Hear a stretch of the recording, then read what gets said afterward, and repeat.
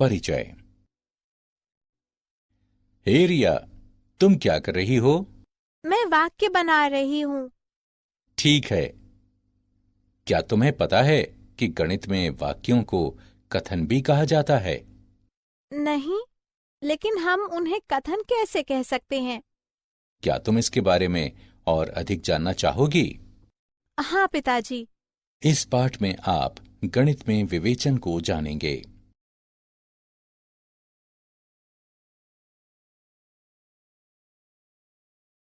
उद्देश्य। इस पाठ के अंत में आप निम्न करने में सक्षम हो जाएंगे: आगमनात्मक और निगमनात्मक विवेचन में भेद करना, कथन को बताना, पूर्व कथनों से नए कथन बनाना, अंतर्भावों पर चर्चा करना, कथनों की वैधता प्रमाणित करना।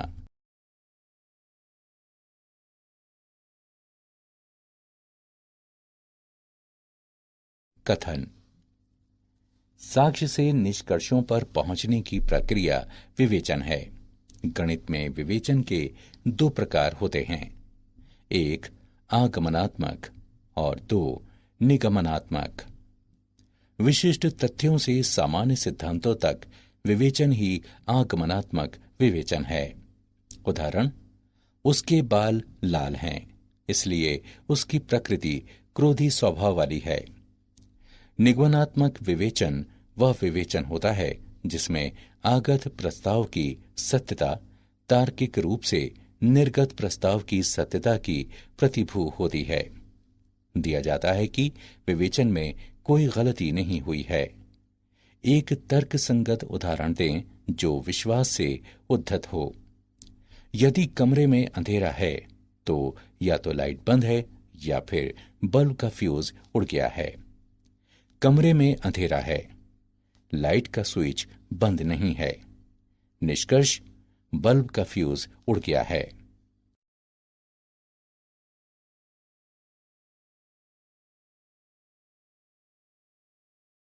कथन। निम्नलिखित दो वाक्यों पर विचार करें।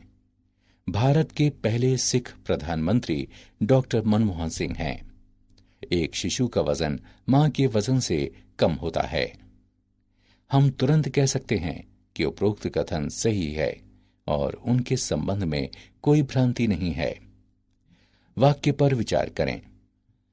3 धन 7 11 होता है। ये वाक्य असत्य है। एक और वाक्य पर विचार करें। पुरुष महिलाओं से अधिक बुद्धिमान होते हैं। कुछ लोग सोचते हैं कि यह सत्य है, जबकि कुछ का मानना है कि ये असत्य है। अब हम गणितीय कथन को परिभाषित करते हैं। कोई वाक्य तब एक गणितीय कथन कहलाता है जब ये या तो सत्य हो या फिर असत्य, लेकिन दोनों ना हो। कथनों को सामान्यतः वर्णमाला के छोटे अक्षरों पी, क्यू, आर आदि से निरूपित किया जाता है। इस प्रकार कथन सूर्य बहुत गर्म है, इसको इस प्रकार निरूपित करते हैं: पी सूर्य बहुत गर्म है। कुछ महत्वपूर्ण बिंदु। व्याकरण स्थितियों वाले वाक्यों और क्रमित कथन को कथन नहीं माना जाता है। ऐसे वाक्य जिनमें अनिश्चित समय का प्रयोग हो, जैसे कल, बीता हुआ, आज, कल, आने वाला, इसको कथन नहीं माना जाता है।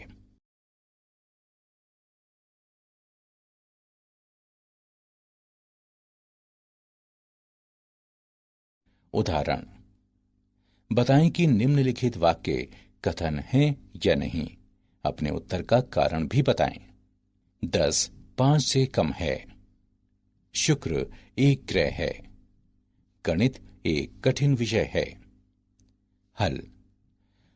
1 वाक्य असत्य है क्योंकि 10 5 से अधिक है, अतः वाक्य एक कथन है। 2 वाक्य शुक्र एक ग्रह है एक सत्य वाक्य है क्योंकि इसकी वैज्ञानिक रूप से पुष्टि हुई है, अतः वाक्य एक कथन है। 3 वाक्य व्यक्तिपरक है क्योंकि अलग अलग व्यक्तियों की राय भिन्न भिन्न होती है, अतः वाक्य सदैव सत्य या सदैव असत्य नहीं है, इसलिए वाक्य एक कथन नहीं है।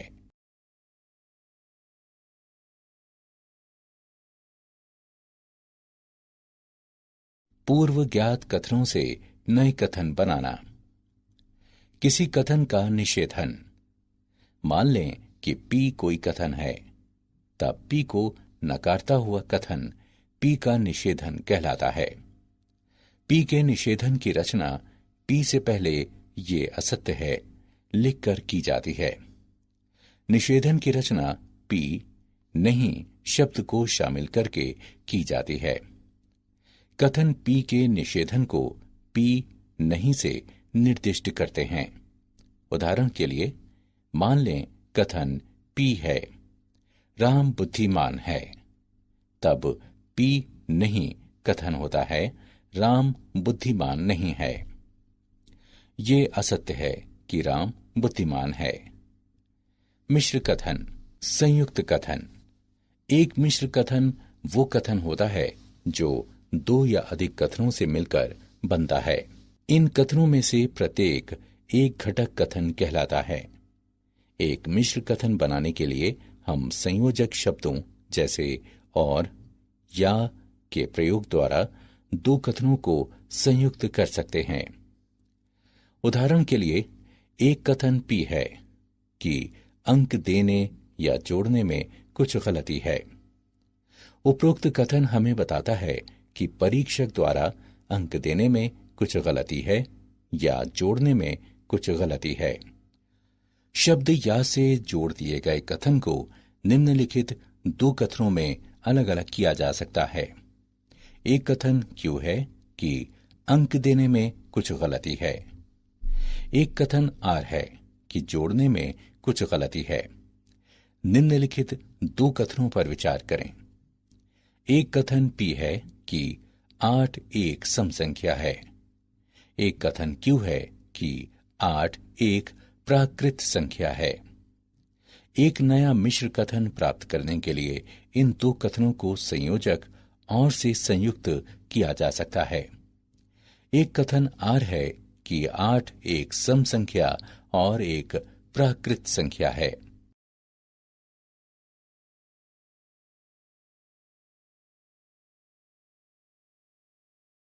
उदाहरण। निम्नलिखित मिश्र कथनों के घटक कथन ज्ञात करें। संख्या 3 अभाज्य है या ये विषम है। चंडीगढ़ हरियाणा और पंजाब की राजधानी है। हल दिया है संख्या 3 अभाज्य है या ये विषम है। इसके घटक कथन हैं। एक कथन पी है कि संख्या 3 अभाज्य है। एक कथन क्यू है कि संख्या 3 विषम है। पी क्यू या द्वारा जुड़े हैं। चंडीगढ़ हरियाणा और पंजाब की राजधानी है। इसके घटक कथन हैं। एक कथन पी है कि चंडीगढ़ हरियाणा की राजधानी है। एक कथन क्यू है कि चंडीगढ़ पंजाब की राजधानी है। पी क्यू और से जुड़े हैं।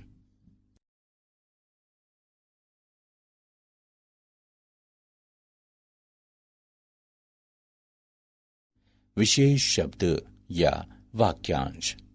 शब्द और। एक, और वाला मिश्र कथन सत्य है यदि इसके सभी घटक कथन सत्य हैं। 2, और वाला मिश्र कथन असत्य है यदि घटक कथनों में से कोई भी असत्य है। अन्य सत्य हो सकते हैं। मान लें कि P और Q घटक कथन हैं, तब P और Q को इस प्रकार निरूपित करते हैं। P और Q और के लिए सत्यता सारणी को इस प्रकार निरूपित किया जाता है। P सत्य और Q सत्य के लिए P और Q सत्य है। P सत्य और Q असत्य के लिए P और Q असत्य है। P असत्य और Q सत्य के लिए P और Q असत्य है। P असत्य और Q असत्य के लिए P और Q असत्य है।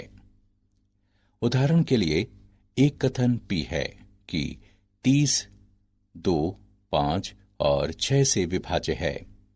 इसके निम्नलिखित घटक कथन हैं। एक कथन Q है कि 30 2 से विभाज्य है।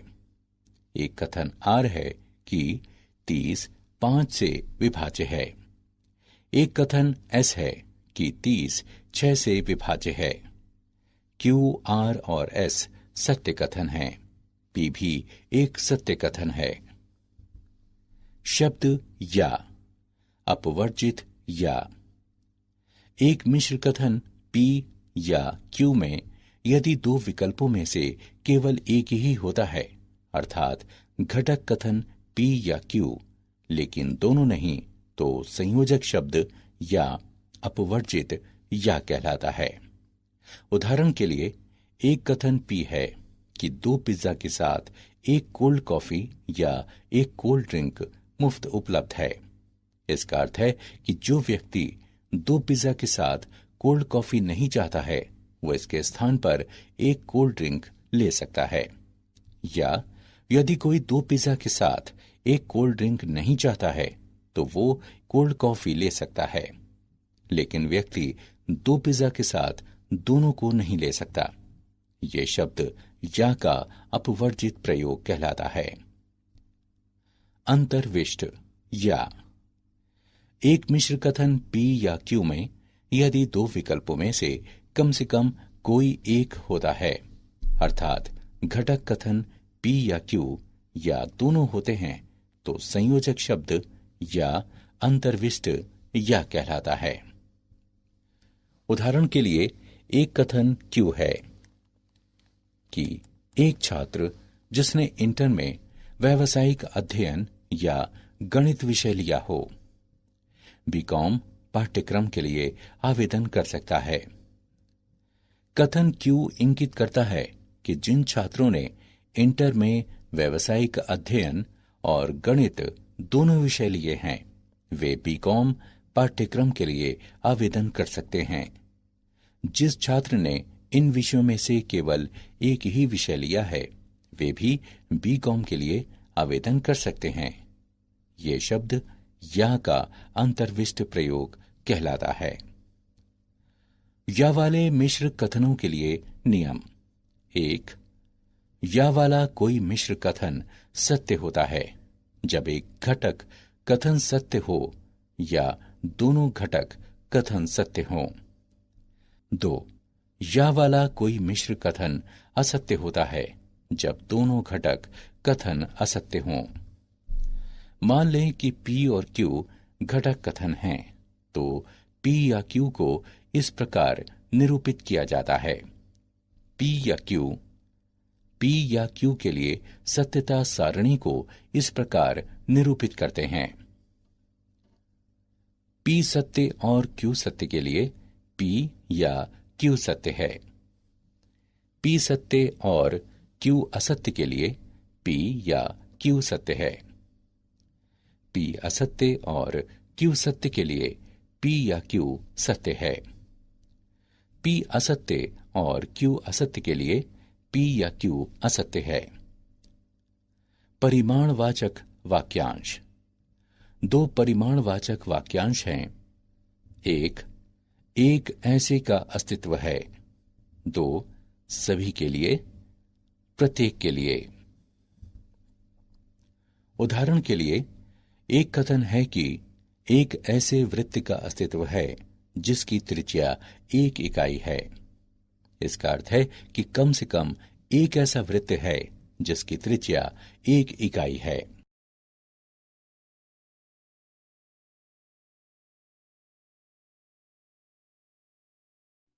उदाहरण। निम्नलिखित मिश्र कथनों के लिए घटक कथन लिखें। 3 6 को विभाजित करता है और 5 + 8 बराबर है 13 के। 4 28 को विभाजित करता है और 7 + 4 बराबर है 11 के। हल। दिया गया मिश्र कथन है 3 6 को विभाजित करता है और 5 + 8 बराबर है 13 के। घटक कथन है P 3 6 को विभाजित करता है, Q 5 जमा 8 बराबर 13। P सत्य है और Q भी सत्य है, अतः P और Q सत्य है। दिया गया कथन है 4 28 को विभाजित करता है और 7 जमा 4 बराबर 11। घटक कथन है P 4 28 को विभाजित करता है, Q 7 जमा 4 बराबर 11। P सत्य है और Q सत्य है, अतः P और Q सत्य हैं।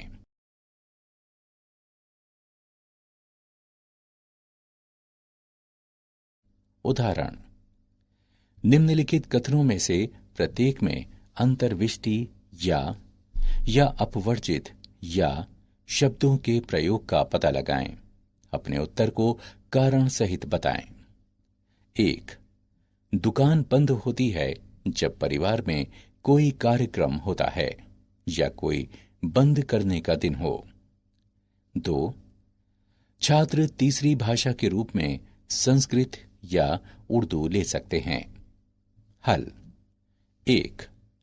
यहां शब्द या का प्रयोग अंतर्विष्ट है, क्योंकि दुकान बंद करने के दिन को बंद रहने के साथ साथ उस दिन में भी बंद होती है जब परिवार में कोई कार्यक्रम होता है। 2. यहां शब्द या का प्रयोग अपवर्जित है, क्योंकि एक छात्र तीसरी भाषा के रूप में संस्कृत या उर्दू में से कोई एक ही ले सकता है, लेकिन दोनों नहीं ले सकता।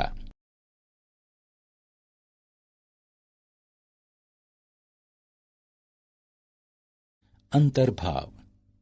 हम अंतर्भाव यदि तो, केवल यदि और केवल यदि पर चर्चा करेंगे। वाक्यांश तो यदि से जुड़े दो कथनों से जो एक कथन बनता है उसे अंतर्भाव कहते हैं। उदाहरण के लिए, यदि बाजार में अधिक आम आते हैं तो उनके मूल्यों में कमी आएगी। यदि P तो Q निम्नलिखित कथनों के समान हैं। 1. यदि P तो Q का अर्थ है कि P अंतर्भाव Q, इसे P अंतर्भाव Q से निर्दिष्ट करते हैं। इस प्रकार यदि कोई संख्या 10 की एक गुणज है तो वो 5 की भी गुणज है। 2. P पर्याप्त प्रतिबंध है Q के लिए। उदाहरण के लिए, यह ज्ञात होना कि कोई संख्या 8 की गुणज है पर्याप्त है यह निष्कर्ष निकालने के लिए कि वो संख्या 4 की भी गुणज है। 3. P केवल यदि Q। इसका अर्थ हुआ कि कोई संख्या 8 की गुणज है केवल यदि वो संख्या 4 की भी गुणज है। 4. Q अनिवार्य प्रतिबंध है P के लिए। इसका अर्थ है कि जब कोई संख्या 8 की गुणज है तो वो संख्या अनिवार्य रूप से 4 की भी गुणज है। 5. निषेधन Q अंतर्भाव निषेधन P। इसका अर्थ हुआ कि जब कोई संख्या 4 की गुणज नहीं है तो वो 8 की भी गुणज नहीं है।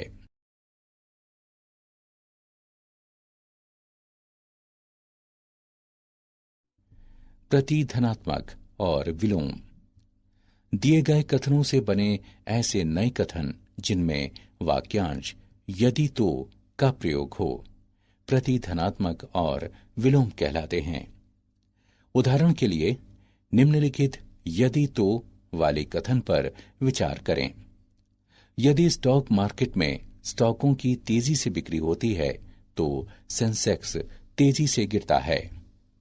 इस कथन का प्रतिधनात्मक कथन है, यदि सेंसेक्स तेजी से नहीं गिरता है तो स्टॉक मार्केट में स्टॉकों की बिक्री तेजी से नहीं होती है। लेकिन दोनों कथन एक ही अर्थ में व्यक्त करते हैं। एक दिए गए कथन यदि P तो Q का विलोम है, यदि Q तो P। एक कथन पर विचार करें, यदि दो पूर्णांक X और Y इस प्रकार हैं कि x y से बड़ा है, तो x घटा y सदैव एक धन पूर्णांक है। इस कथन का विलोम कथन है, यदि दो पूर्णांक x और y इस प्रकार हैं कि x घटा y सदैव एक धन पूर्णांक है, तो x y से बड़ा है। यदि और केवल यदि का प्रयोग। इसे प्रतीक यदि और केवल यदि से प्रदर्शित किया जाता है, जिसका अर्थ है कि दो कथनों P और Q के लिए निम्नलिखित समतुल्य रूप हैं। एक, P यदि और केवल यदि Q। दो, Q यदि और केवल यदि P। तीन, P अनिवार्य और पर्याप्त प्रतिबंध है Q के लिए और इसका विलोम यानी उल्टा। चार, P यदि और केवल यदि Q।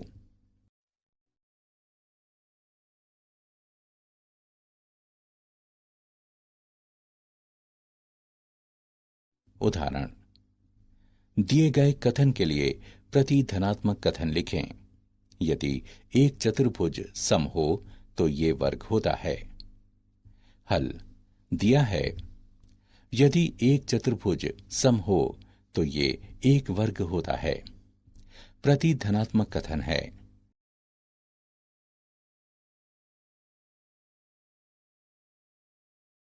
उदाहरण, दिए गए कथन के लिए विलोम कथन लिखें।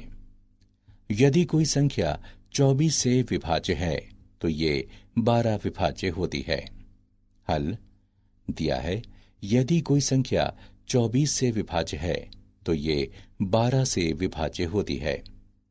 विलोम कथन, यदि कोई संख्या 12 से विभाज्य है तो ये 24 से विभाज्य होती है।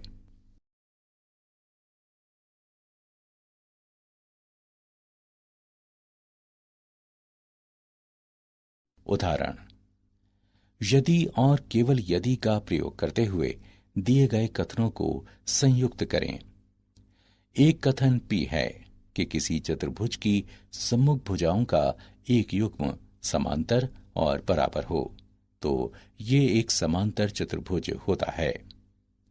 एक कथन Q है कि यदि कोई चतुर्भुज एक समांतर चतुर्भुज हो तो इसकी सम्मुख भुजाओं का एक युग्म समांतर और बराबर होता है।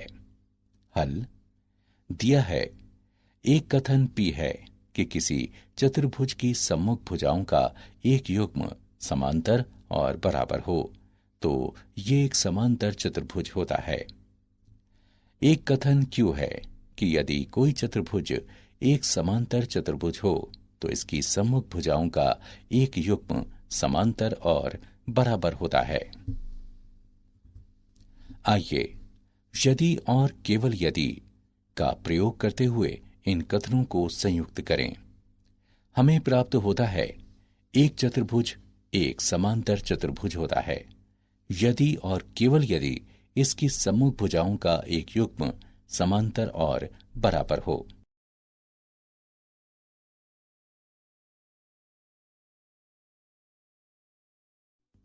कथनों की वैधता को प्रमाणित करना। नियम 1, और से प्रयुक्त कथन। यदि P तथा Q दो कथन हैं तो ये सिद्ध करने के लिए P और Q सत्य है, निम्नलिखित चरणों की जरूरत होती है। स्थिति 1, दर्शाइए कि कथन P सत्य है। और स्थिति 2, दर्शाइए कि कथन Q सत्य है। नियम 2, या से प्रयुक्त कथन। यदि P और Q गणितीय कथन हैं तो ये सिद्ध करने के लिए कि कथन P या Q सत्य है, हम निम्न पर विचार करते हैं। स्थिति 1, ये मानते हुए कि P असत्य है, Q को अनिवार्यता सत्य प्रमाणित करें। स्थिति 2, ये मानते हुए कि Q असत्य है, P को अनिवार्यता सत्य प्रमाणित करें। नियम 3, यदि तो से प्रयुक्त कथन। यदि P तो Q को सिद्ध करने के लिए दिखाएं कि निम्नलिखित में से कोई एक सत्य है। स्थिति 1, ये मानते हुए कि P सत्य है, Q को अनिवार्यता सत्य सिद्ध करें। स्थिति 2, ये मानते हुए कि Q असत्य है, P को अनिवार्यता असत्य सिद्ध करें।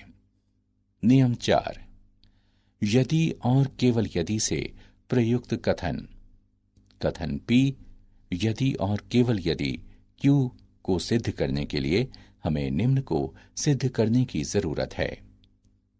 स्थिति 1, यदि P सत्य है तो Q सत्य है। स्थिति 2, यदि Q सत्य है तो P सत्य है। विरोधोक्ति द्वारा इसमें हम जांचते हैं कि P सत्य है या नहीं। हम ये मानते हैं कि P सत्य नहीं है, अर्थात P का निषेधन सत्य है। तब हम ऐसे निष्कर्ष पर पहुंचते हैं जो हमारी मान्यता यानी पूर्व धारणा का खंडन करता है। इसलिए हम कह सकते हैं कि P सत्य है।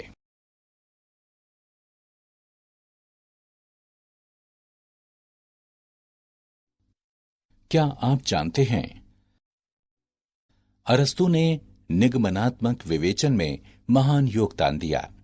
जर्मन गणितज्ञ G.W. लिबनिज ने निगमनात्मक विवेचन में प्रतीकों के प्रयोग की अवधारणा का विकास किया।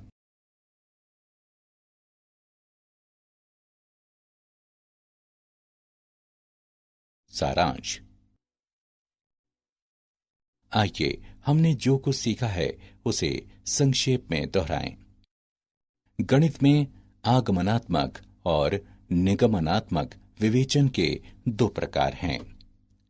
मान लें कि P कोई कथन है, तब P को नकारता हुआ कथन P का निषेधन कहलाता है।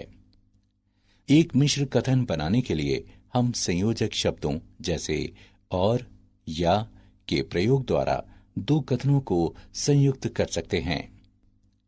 मान लें P या Q कथन है।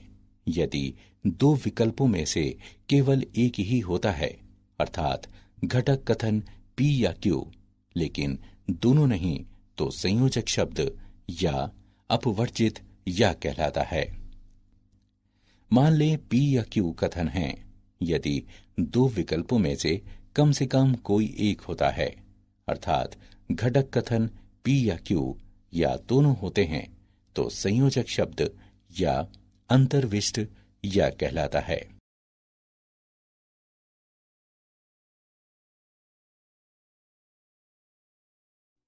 एक ऐसे का अस्तित्व है, सभी के लिए, प्रत्येक के लिए दो परिमाणवाचक वाक्यांश हैं।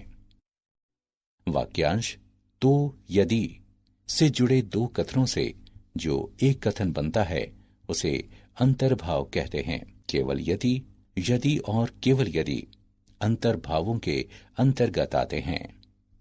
दिए गए कथनों से बने ऐसे नए कथन जिनमें वाक्यांश यदि तो का प्रयोग हो, प्रतिधनात्मक और विलोम कहलाते हैं।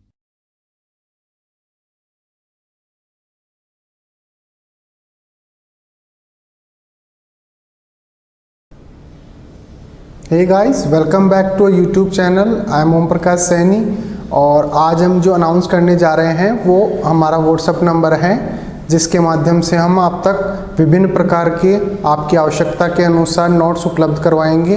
आपको अपना सब्जेक्ट और क्लास लिखकर हमें व्हाट्सएप करना है। आपको तुरंत आपके सब्जेक्ट के और आपकी क्लास के पूरे नोट्स जो भी अवेलेबल होंगे वो सेंड कर दिए जाएंगे। हमारे जो व्हाट्सएप नंबर रहेंगे वो हैं 86 96 60 85 41। आप इस नंबर पर हमें व्हाट्सएप कर सकते हैं। आप इस पर कॉल ना करें, कॉल रिसीव नहीं कर पाएंगे क्योंकि काफ़ी स्टूडेंट्स होते हैं वो कंटिन्यूसली इस पर कॉल करते हैं। Thank you so much.